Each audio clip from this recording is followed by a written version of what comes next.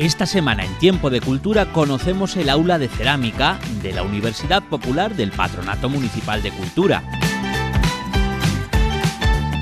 Y nos adentramos en los secretos del Museo Casa del Hidalgo de Alcázar de San Juan para conocer cómo vivían aquellos personajes en el corazón de la Mancha.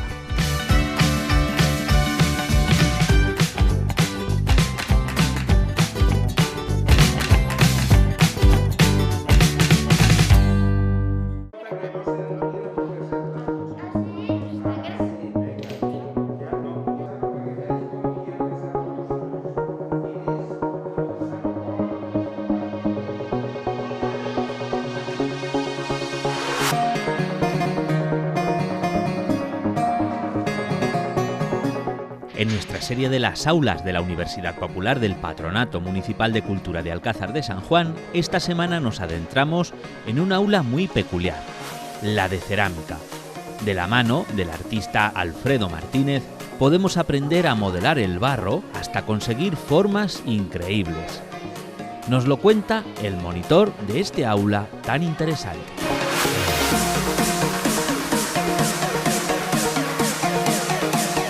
Bueno, pues el aula de cerámica es uno de los servicios de la Casa de Cultura, igual que pintura, igual que teatro, la biblioteca. Y bueno, pues está abierto a todo el mundo que quiera iniciarse en el mundo de la cerámica, al nivel que sea, porque bueno, los niños pues hay desde 5 años a 12, divididos en 2 grupos. Y hay niños que llevan varios años viniendo, pero hay niños que es el primer año y bueno, más o menos pues van todos a la vez, aunque se nota los que llevan ya un tiempo que manejan un poquito más. Y luego hay un grupo de adultos los lunes y martes de 7 a 9 y media, y en ese grupo pues hay gente que se inicia, que es el primer año que empieza, y bueno, pues yo le enseño las bases, las técnicas básicas que le van a permitir hacer múltiples objetos de diferentes maneras. Y los adultos que ya llevan tiempo viniendo, pues digamos que yo estoy al servicio de sus proyectos. Ellos, por ejemplo, dicen, yo quiero hacer una serie de máscaras con expresiones y tal, pues yo les echo un cable a que ese proyecto llegue adelante, pero puede ser desde eso a quien quiere o lleva años haciéndose un Belén para Navidad con figuras, o no sé, o sea, que según los diferentes proyectos que cada uno afronte, pues yo estoy ahí detrás pues para apoyar ese proyecto o ayudarle a que llegue a buen puerto.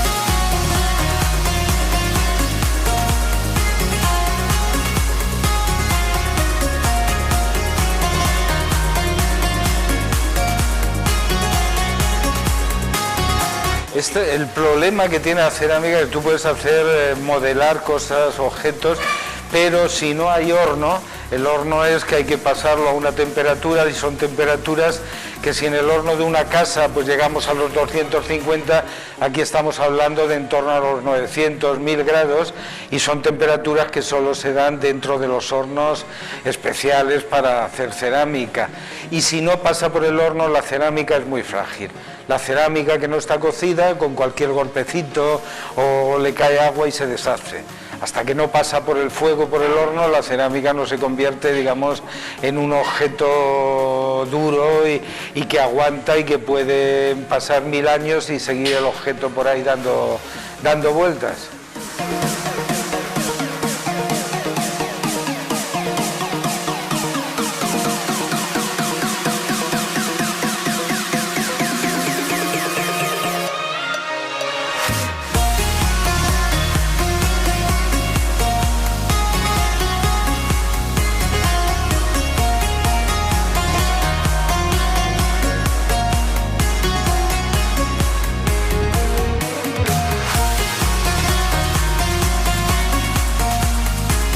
arte, puede ser, pero sí, pero lo que pasa es que la cerámica es muy delicada. Un cuenco, un sencillo cuenco puede ser muy bonito, puede tener también cierto arte. Por ejemplo, en Asia, pues el concepto es mucho más amplio, mucho más, abarca, no sé, hay más sensibilidad hacia la cerámica. O sea, un trazo bonito en Asia, en Japón, en ciertos países, es ya en sí arte. Aquí, por ejemplo, consideramos arte, pues bueno, pues pintar o hacer una pieza un poco especial.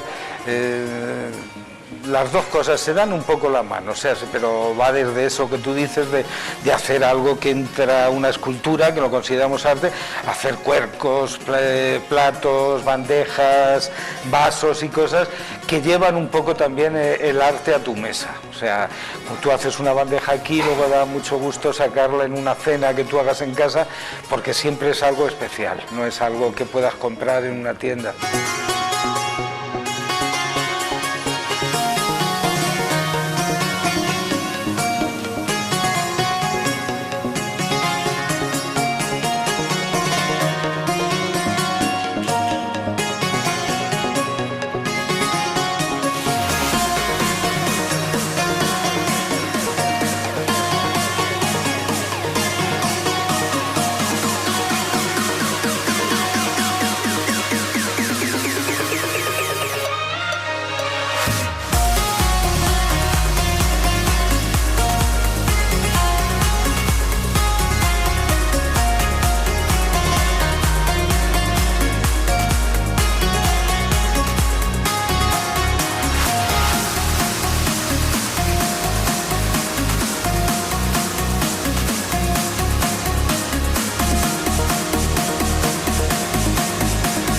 No, claro, pues se puede empezar de cero completamente y además es una actividad que conlleva, o sea, quien le guste pintar, tú haces una pieza, pero la pieza lleva dos partes. La pieza en sí es el cuerpo, pero luego el alma es la decoración que tú le das a la pieza. O sea, puedes tener una forma muy bonita, pero si no le atinas con la decoración adecuada, con el dibujo, con lo que tú, como resuelvas, pues la pieza se viene abajo. Y piezas que no están ahí del todo, pero le atinas con la decoración, con los colores y tal, y se vienen arriba. O sea, que conlleva los dos elementos, o sea, no solo el modelado, sino también una parte de pintura.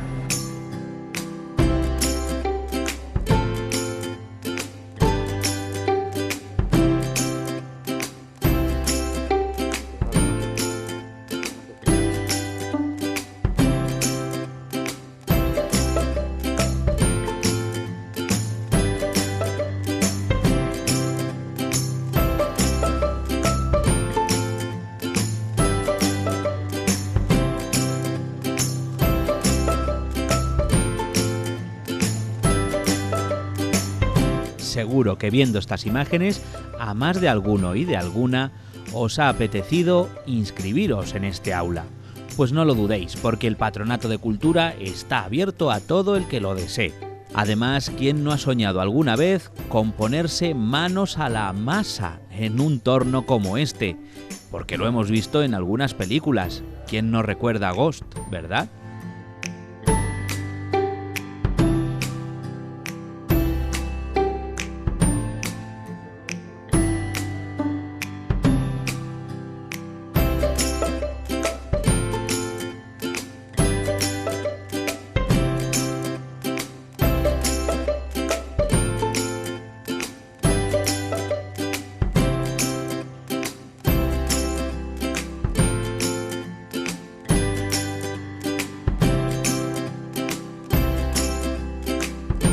Nada, necesita ganas de experimentar un poquito, porque aquí, vamos, es muy sencillo, ya te digo, se pone, la experiencia que ya tenemos en el taller hace que a la gente se sorprenda que prácticamente con 3 o 4 días ya hace objetos que tienen, vamos, muy considerables a nivel de formato, de tamaño y tal, o sea, platos, historias muy interesantes y prácticamente eso se hace desde el primer día y de una forma muy sencilla, porque se lo doy como muy fácil, muy fácil.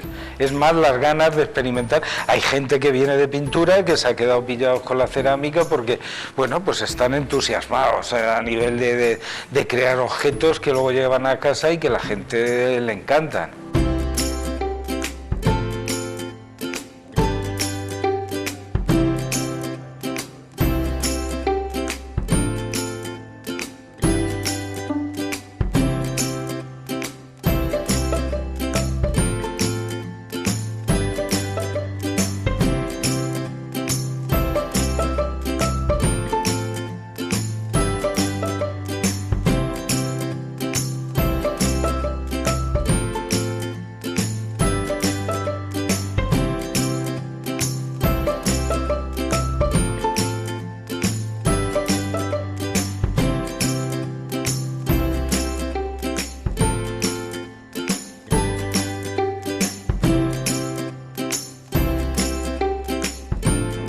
Hay gente que lleva muchos años y bueno, pues es una parte de su rutina de tal, venir a cerámica, y tienen sus ideas, sus proyectos, sus regalos que resuelven a través de la cerámica, porque eso sí, o sea, pues es una forma de hacer objetos que luego tú puedes utilizar también como regalo para tus amistades. Y ya te digo, salen cosas muy especiales, es muy fácil y hay que tener pues simplemente ganas de experimentar un poquito, de probar. Además, lo hemos hecho muchas veces, ha habido gente que ha venido un día o dos, ha probado y si le ha gustado pues luego ha formalizado la matrícula. O sea que estamos abiertos a ponerlo lo más fácil posible a la gente que quiera probar a hacer cerámica.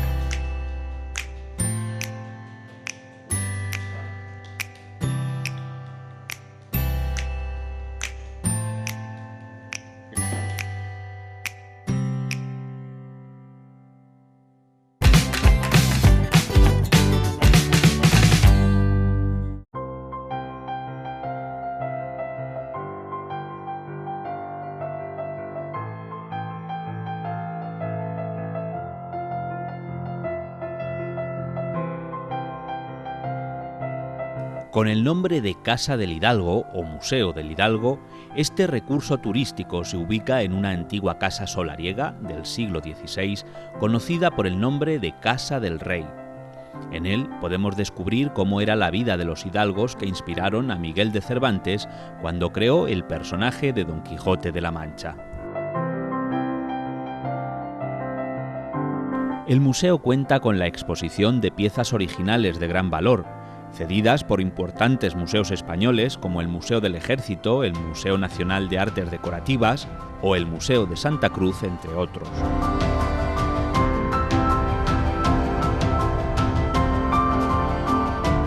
También cuenta con recursos audiovisuales, manipulativos e interactivos con los que poder experimentar a lo largo de toda la visita. Esto hace que sea especialmente atractivo para visitas familiares con niños. La visita completa, que puede durar entre 1 hora y 1 hora y media, se estructura en 2 plantas con diferentes salas en cada una de ellas. El principal acceso a la casa, desde la calle, es el zaguán o portal. En esta parte del museo se muestra una maqueta de cómo pudo ser la casa en sus tiempos. La función principal del zaguán fue de gabinete comercial de los productos de la casa. Por ello, se exhiben monedas de la época, balanzas, pesos y medidas de aquellos tiempos.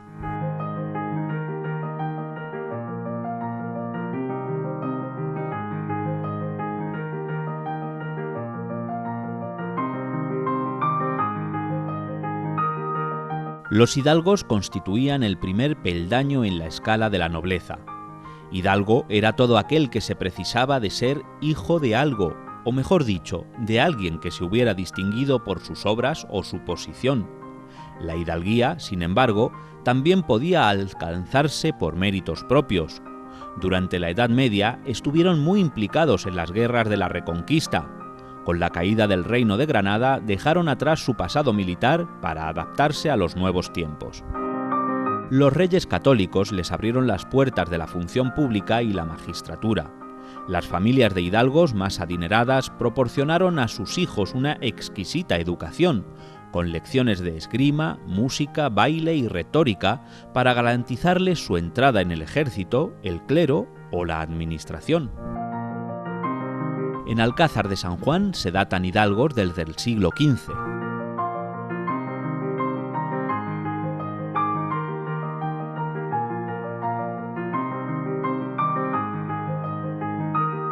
Aquí se pueden encontrar elementos relacionados con el campo, como cencerros y serones. También se habla del sistema de transporte para las distancias que no se podían cubrir a pie. Esto dependía de la posición económica del viajero.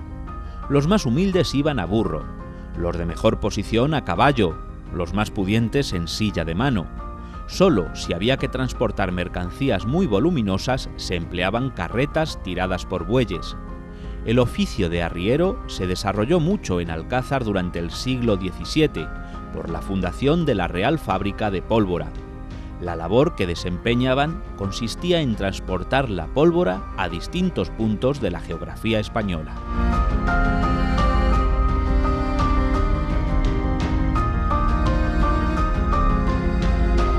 Al acercarse los meses cálidos del año, la vida de las casas hidalgas se trasladaba al patio, el espacio más noble de la casa desde el punto de vista arquitectónico. Aquí se reunía la familia para refugiarse del calor y el bullicio de la calle, y se desarrollaban las actividades cotidianas. Se convertía así en comedor, sala de juegos y lugar de trabajo. Las fuentes, plantas, pozos y sombras proyectadas por los entoldados creaban un ambiente fresco y distendido, ideal para el descanso y la convivencia, que convertían este espacio en el rincón predilecto de las casas manchegas.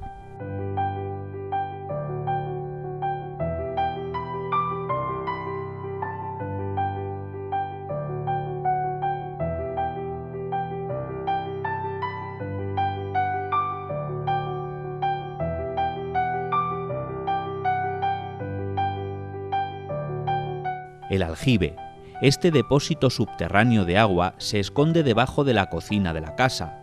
Se ideó, originalmente, como una fresquera donde conservar alimentos, pero después se remodeló para almacenar agua de lluvia recogida desde el patio. Tras añadirle un muro de mampostería, permitía obtener para el consumo humano agua de mayor calidad que la proveniente del sistema de extracción del pozo, que presentaba un alto contenido en salitre. Se conservan en esta bodega los restos del apoyo de la vida del lagar, por la que el mosto descendía para transformarse en vino. Tras pasar por el proceso de fermentación, se almacena en odres, recipientes fabricados con piel animal. Esta forma de conservación era clave, pues facilitaba el transporte del vino, que de este modo se podía vender a otras localidades más pobladas como Madrid o Sevilla. Otra forma de almacenaje del vino eran las tinajas de barro, como se puede observar en la cueva, su forma excavada en la piedra. En Alcázar, además de vino, se solía almacenar otros productos como aceite, vinagre y agua. Para los trabajadores, el vino era un alimento más de la dieta que les permitía soportar las duras jornadas de faena.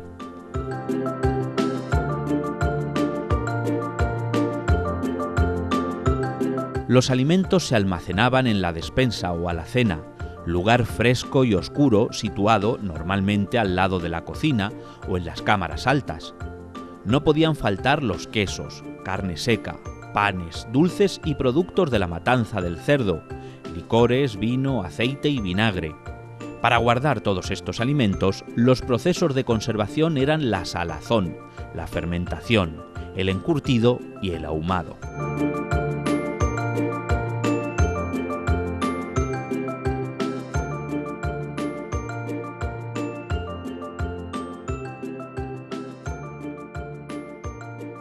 La cocina era una de las piezas fundamentales de la casa, núcleo del calor y de la alimentación. En invierno, la vida cotidiana se trasladaba a la cocina, donde los habitantes se resguardaban del frío al calor de los fogones. Los alimentos de mayor calidad, que de allí salían, los consumían los señores y sus hijos, mientras que los criados se quedaban con las sobras y los productos de menor categoría. Los empleados del campo, sin embargo, tenían sus propias cocinas fuera de la casa principal o en sus lugares de trabajo. La cocina servía igualmente como foro de transmisión de conocimientos y costumbres a las generaciones más jóvenes. En ella se transmitían las tradiciones y la literatura popular, se aprendían formas y valores, se jugaba e incluso se dormía. La gastronomía era de tradición mediterránea con fuerte presencia de la cocina árabe. Esta influencia se apreciaba no solo en el tipo de alimentos, especialmente los de la huerta, sino en los aromas y especias utilizados en la forma de prepararlos. Se mezclaban los sabores dulces y salados, incorporando frutas y frutos secos en las salsas.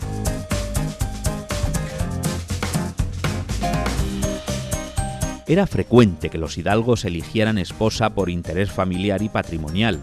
Así, las vidas de ambos transcurrían de forma independiente y cada uno contaba con espacios de la casa reservados para sus actividades. Una buena esposa debía ser una gran anfitriona, capaz de entretener a las visitas con sus habilidades musicales y recitativas. Debía ser fiel y complaciente con el marido y tener un carácter firme ante los hijos y vigilante con el servicio, para que cumpliera con sus obligaciones. Sumisión, fecundidad y fidelidad eran las características principales de la mujer del hidalgo.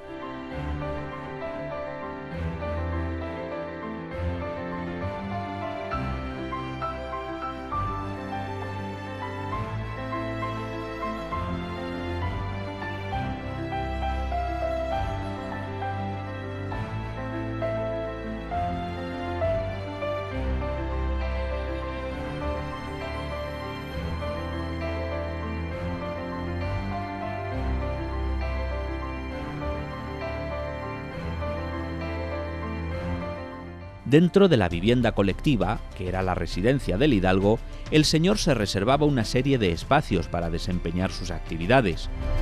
Una casa dentro de la propia casa, separada de las estancias ocupadas por su familia, su corte y sus criados. El hidalgo empleaba estos espacios para los compromisos sociales, oficiales y religiosos, derivados de sus múltiples cargos públicos en órdenes militares, hermandades y otras organizaciones.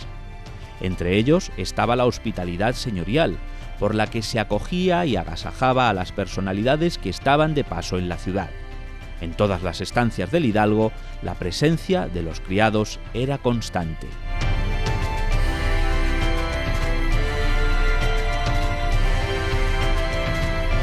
Las casas manchegas tenían 3 tipos de habitaciones: cocinas, salas y alcobas. La sala era la habitación de prestigio de la casa. Cuando se celebraban acontecimientos especiales, este espacio, normalmente cerrado, se convertía en protagonista. Esta sala despejada y de gran tamaño, conocida en la época como el Palacio, se transformaba según las exigencias de las distintas ocasiones. En ellas se recibía a los visitantes más ilustres, que servían las comidas especiales y se velaba a los muertos de la familia. También los conciertos, los ensayos de danza y las funciones de teatro tenían como escenario el palacio, que estaba decorado con cuadros, tapices, espejos y candelabros, y presidido por un aparador en el que se exhibía la mejor vajilla de la casa. En la actualidad, se conserva en las casas manchegas un espacio heredero de los palacios, conocido como la solana o el comedor bueno o de fiesta.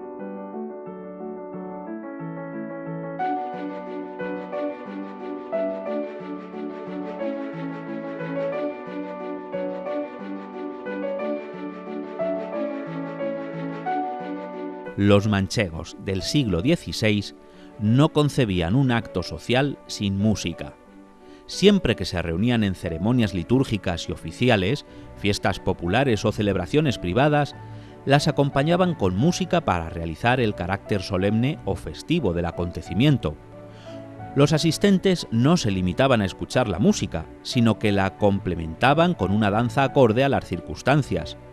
Pavana, gallarda, zarabanda, chacona, pasacalle, folia, seguidilla y villano, según el tipo de celebración. En las noches de primavera se hacían rondas a la puerta de las casas para halagar a las damas y recibir algún agasajo.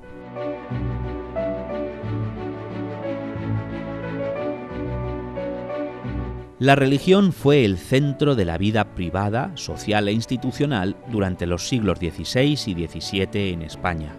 La Iglesia controlaba la educación, la beneficencia, la atención sanitaria y asistencial, las costumbres populares e incluso las formas de diversión. Junto a la jerarquía eclesiástica convivía la religiosidad popular, con formas y costumbres propias que entraban en conflicto con la Iglesia. La Inquisición jugó en todo el periodo un papel fundamental. Tal era la importancia de la fe católica que potentados e hidalgos tenían un oratorio en sus casas y mantenían un capellán que oficiaba misas diarias. A estas se añadían las que se celebraban en lugares públicos, a las que destinaban parte importante de sus rentas.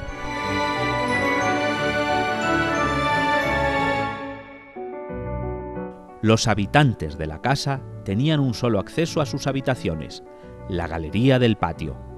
Esta galería se construía mediante pies derechos con zapatas sobre una base de piedra que sostenía una jácena que soportaba la techumbre.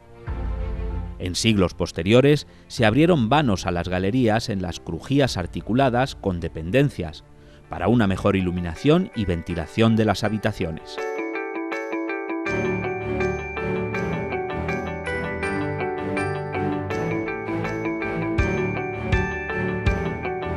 La casa también tuvo en su día otras galerías sobre pasillos porticados. Por ellas se desplazaban los residentes sin necesidad de bajar al suelo, frecuentemente sucio e inseguro. También aquí se salía a tomar el sol y la fresca, y se colgaban los productos que tenían que secarse oreados.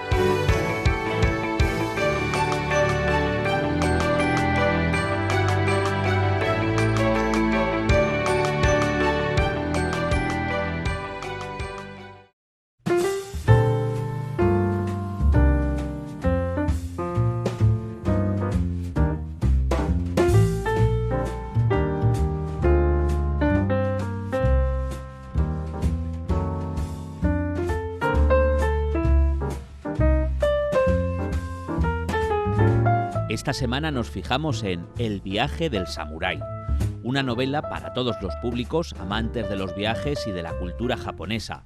Su protagonista es Iván, un niño de 10 años cuyo viaje a Japón le cambiará para siempre la vida. El contraste de culturas, el misterio y el humor sirven de hilo argumental a esta apasionante novela de viajes de la periodista Marta Solano Heredia, un rostro muy popular por su labor profesional en Televisión Española, donde ha sido presentadora de varios programas de diversos géneros. Ahora, Marta Solano da el salto a la literatura con esta historia cargada de sorpresas y anécdotas vistas a través de los ojos de su pequeño protagonista.